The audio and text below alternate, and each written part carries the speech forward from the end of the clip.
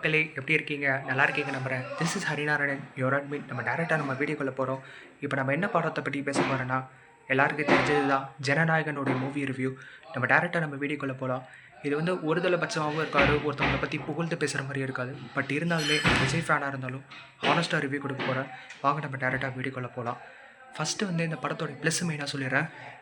விஜய் சாரோட ஆக்டிங் சும்மா வேறு லெவலில் இருந்தது. அவர் கொடுத்த ரோல் வந்து கரெக்டாக மெயினாக பண்ணியிருக்காரு. எஸ்பெஷலி அவருடைய மாஸ் என்ட்ரிஸில் வேறு லெவலில் இருந்தது. நான் முக்கியமாக வந்து தேட்டரில் கத்தியே தொண்டை மெயினாக கட்டிச்சு ஓப்பனாகவே சொல்லிடுறேன்.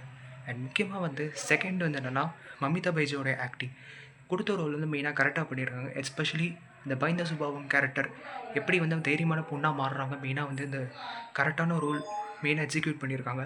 இதை பார்க்கும்போது ரொம்ப சந்தோஷமாக இருக்குது. அவங்க ஆக்டிங் வேறு லெவல். அண்ட் முக்கியமாக வந்து பிரகாஷ் ராஜ் சாரோடைய வில்லனிசம், அவருக்கு வந்து வில்லன் ரோல் கொடுத்தாலே சும்மா வேறு லெவலில் செதுக்குவார். கொடுத்த ரோல் வந்து மெயினாக பண்ணியிருக்காரு. இதை பார்க்கும்போதே இந்த ரோல் வந்து அவர் கரெக்டாக மெயினாக சூட்டாக இருக்குது. That is political villain role அவர் கரெக்டாக சூட்டாக இருக்குது. அண்ட் ஃபோர்த் மெயினானு சொன்னோன்னா, பாபி டோலோடைய இன்ட்ரோ வில்லனிசம். இன்ட்ரோ அவருடைய சீன் பார்க்கும்போது சும்மா வேறு லெவலில் இருந்தது. கரெக்டாக மெயினாக வந்து யூஸ் பண்ணியிருக்காங்க. மெயினாக சொல்லணும் தோணுது. பட் இருந்தாலுமே நெகட்டிவ் இருக்குது, நான் வந்து படப்பாக சொல்கிறேன்.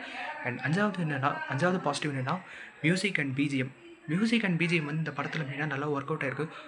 அண்ட் கேமியோஸ்லாம் வந்து கரெக்டான வந்து அந்த இடத்துல கரெக்டாக மெயினாக வந்திருக்காங்க. இதுதான் வந்து நான் மெயினாக பாசிட்டிவ்ஸ் மெயினாக பார்த்துருந்தேன். நெகட்டிவ் மெயினாக சொல்கிறேன். ஏன் பாபி டேல் வந்து ஒரு இடத்துல கரெக்டாக யூஸ் பண்ணலன்னு நான் மெயினாக ஏன் சொல்கிறேன்னா, அவரை வந்து ஒரு ஜாப் இம்மார்ட்டல் மெயினாக சொல்லியிருந்தாலுமே ஒரு கட்டம் வந்து அவர் டம்மியான போர்ஷன் மெயினாக காட்டின மாதிரி எனக்கு மெயினாக ஃபீல் ஆச்சு.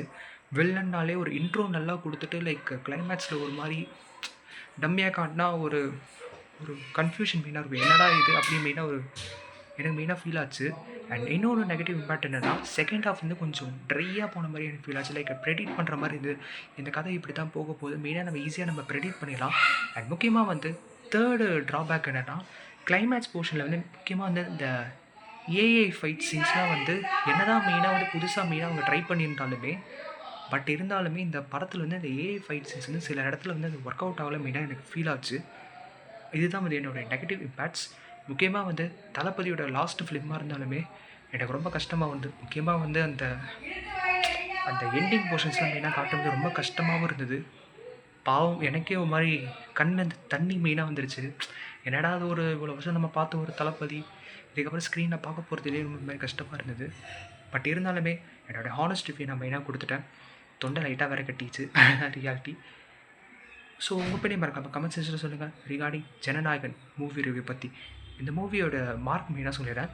5க்கு 3.6, அதாவது 3.6 அவுட் ஆஃப் 5. அவ்வளோதான் மக்களே. வீடியோ பிடிச்சிருந்தா மறக்காமல் சப்ஸ்கிரைப் பண்ணுங்கள். நன்றி, வணக்கம்.